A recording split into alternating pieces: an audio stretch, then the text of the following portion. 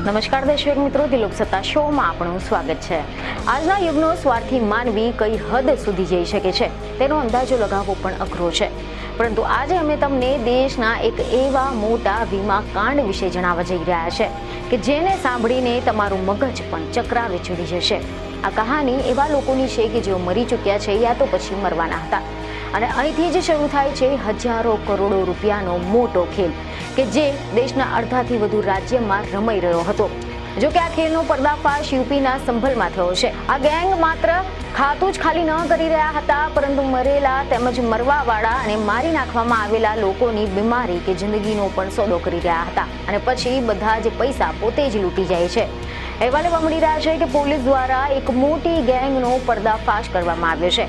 આ ગેંગનું કૃત્ય જાણશો તો તમારું મગજ પણ કામ કરતું બંધ થઈ જશે કે કોઈ કેવી રીતે માની શકે કે જે વ્યક્તિ મરવા જઈ રહી હતી તે વ્યક્તિ મરી ગઈ હતી, અથવા તો તે વ્યક્તિ મરવાની હતી તેના જ જીવનો સોદો કરવામાં આવી રહ્યો છે. તો ચાલો જાણીએ કે આ ભારતનો સૌથી મોટો વીમા કાંડનો મોટો ખુલાસો શું હતો.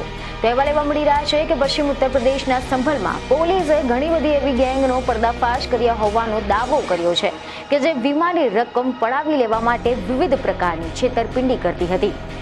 ચાલુ વર્ષના જાન્યુઆરી મહિનામાં શરૂ થયેલી તપાસ દરમિયાન અત્યાર સુધીમાં 60 જેટલા લોકોની ધરપકડ કરવામાં આવી હોવાના અહેવાલો સામે આવ્યા છે.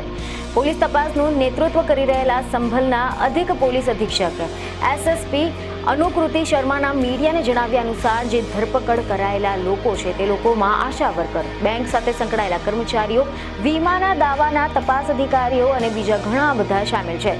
પોલીસનો દાવો છે કે વીમાની રકમ પડાવી લેવાની ગંભીર રીતે બીમાર લોકોનો વીમો ઉતારવામાં આવતો હતો. જીવ ગુમાવેલ લોકોના દસ્તાવેજમાં જીવિત કરવામાં આવ્યા હતા અને તેમનો જીવ પણ લેવામાં આવ્યો હતો. આ સ્કેમ માટે ઘણા બધા આધાર ડેટામાં ફેરફાર પણ કરવામાં આવ્યા હતા અને લોકોની જાણની બહાર બેંકોમાં તેમના ખાતા ખોલવામાં આવ્યા હતા. જાન્યુઆરી 2025માં પોલીસે જ્યારે રોડ ચેકિંગ દરમિયાન અચાનક જ 2 આરોપીને કસ્ટડીમાં લીધા, ત્યાર પછી આ તપાસની શરૂઆત થઈ હતી. આરોપીઓના મોબાઈલ ફોન તેમજ ગાડીમાંથી મળેલા દસ્તાવેજોના આધારે જ્યારે આ તપાસ કરવામાં આવી ત્યારે આ વીમા સ્કેમ પરથી પડદો ખુલ્યો હતો અને એક પછી એક ધરપકડ થઈ હતી. પોલીસને ઘણા બધા રાજ્યોમાંથી ફરિયાદો મળી રહી હતી. હજારો પીડિત હોઈ શકે છે અને આમાં આ વીમા છેતરપિંડી એ આસાનીથી 100 કરોડ કરતાં પણ વધારે હોઈ શકે તેવું પણ પોલીસનું અનુમાન છે. આ કહાનીની શરૂઆત આ વર્ષે જ જાન્યુઆરીની એક રાત્રે શરૂ થઈ હતી. સમાચાર એવા મળ્યા હતા કે ધુમ્મસભરી રાત્રે તુક્કાથી રોકેલી કારમાં ઓમકારેશ મિશ્રા અને અમિત નામના 2 વ્યક્તિ મળ્યા હતા અને પોલીસને આ કારમાંથી 11.5 લાખ રૂપિયા રોકડા અને 19 ડેબિટ કાર્ડ સાથે મોબાઈલ અને અન્ય વસ્તુઓ મળી આવી હતી. મોબાઈલમાં 1 લાખથી વધુ અલગ અલગ લોકોના ફોટા હતા. જોકે પોલીસ પણ મૂંઝવણમાં આવી ગઈ હતી કે આ બધું શું છે, આ લોકો કોણ છે અને શું કરે છે. આટલા બધા ડેબિટ કાર્ડ, મોબાઈલમાં લાખો રૂપિયાના ફોટોઝ અને વીમાની રકમ મળ્યાના મેસેજ તેમજ સંભલમાં ગુજરાત બેંકની પાસબુક.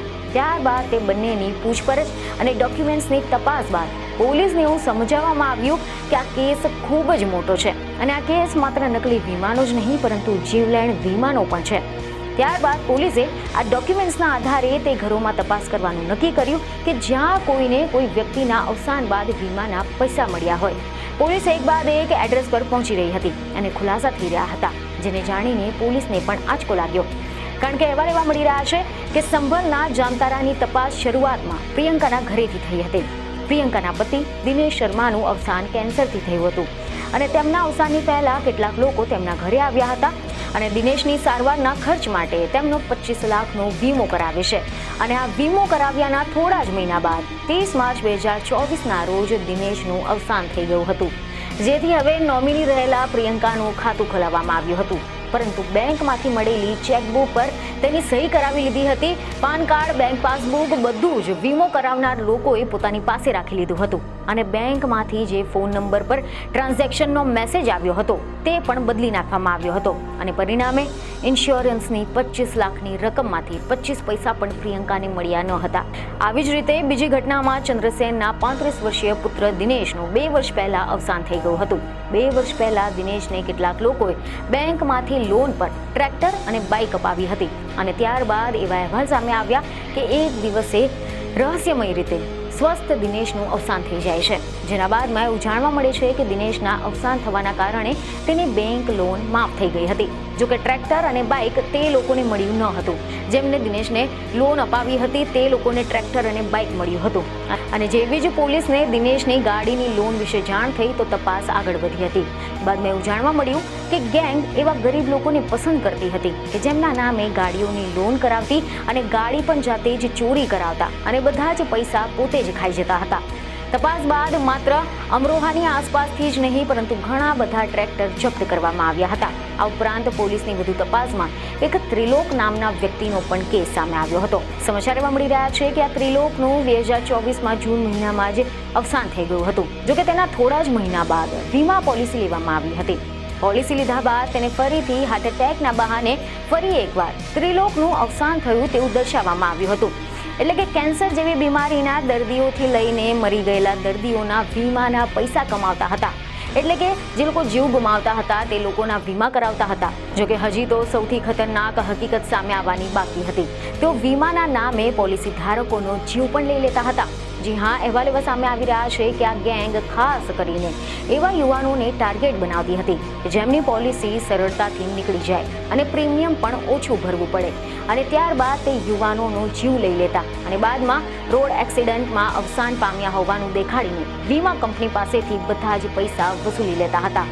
એક કેસમાં તો તેના સગા ભાઈ પણ સામેલ હોવાનું સામે આવ્યું હતું કે જેને પોતાના જ ભાઈને ઈ રિક્ષામાંથી ધક્કો માર્યો અને માથા પર ઈજા થઈ હોવાનું દેખાડ્યું અને માથું રસ્તા પર પછડાયું હોવાથી એક્સિડન્ટમાં અવસાન દેખાડીને વીમાના પૈસા વસૂલી લીધા હતા. આ ગેંગ સૌથી પહેલા એવા લોકોને શોધતા હતા કે જેઓ ગંભીર રીતે બીમાર હતા અથવા તો તેઓનો જીવ જવાના કદારે હતા. આ સૂચના ગેંગ સુધી આશા વર્કરના કાર્યકર્તા, સરપંચ પહોંચાડતા હતા અને ત્યારબાદ બેંકના મેનેજર, બેંકના કર્મચારીઓ આ ગેંગની સાથે મળીને નોમિનીનું એકાઉન્ટ ખોલાવતા હતા. ડેથ સર્ટિફિકેટ બનાવનાર સરકારી કર્મચારીઓથી લઈને સરપંચ, તલાટી, ઇન્સ્યોરન્સ કંપની પણ આ ગેંગની સાથે મળેલી હોવાનો પોલીસે દાવો કર્યો છે. ઘણી બધી ઇન્સ્યોરન્સ કંપનીના એજન્ટ પણ હાલ તો બિહાર પોલીસના રડારમાં છે અને તેમની તપાસ ચાલી રહી છે. પોલીસના જણાવ્યા પ્રમાણે આ ગેંગ પેરેલલ ઇકોનોમી ચલાવી રહી હતી અને સંભલ પોલીસે માત્ર 4 જ મહિનામાં આ બધા જ કેસ ખોલી નાખ્યા હતા. સમાચાર એવા સામે આવી રહ્યા છે કે પોલીસના જણાવ્યા પ્રમાણે આ કેસ ક્યાં સુધી જવાનો છે તેનો કોઈ જ અંદાજ નથી. બાકીના રાજ્યોમાં પણ જે લોકો જીવ ગુમાવી ચૂક્યા છે યા તો તેના કદાર પર છે તેવા લોકોના વીમાના નામે આવો ખેલ ચાલી રહ્યો છે. એટલે કે આ ધંધો કરોડો નહીં પરંતુ અબજનો હોવાનો પણ અંદાજ છે. ખરેખર આ એક પેરેલલ ઇકોનોમી ચલાવી રહ્યા છે. તો આ હતી દેશની સૌથી મોટા અને જીવલેણ વીમા કૌભાંડની કેટલીક ડિટેલ્સ. તો આ ફક્ત સમાચાર જ નહીં પરંતુ તમારી માટે ચેતવણી છે કે જેઓ લોકો વીમાની રકમની લાલચમાં આવા લોકો પર ભરોસો કરી બેસે છે. તો આ અંગે તમારું શું કહેવું છે તે અમને કમેન્ટમાં જરૂરથી જણાવો. બીજું નહીં, ખબરો સાથે ફરી મળીશું. ધન્યવાદ.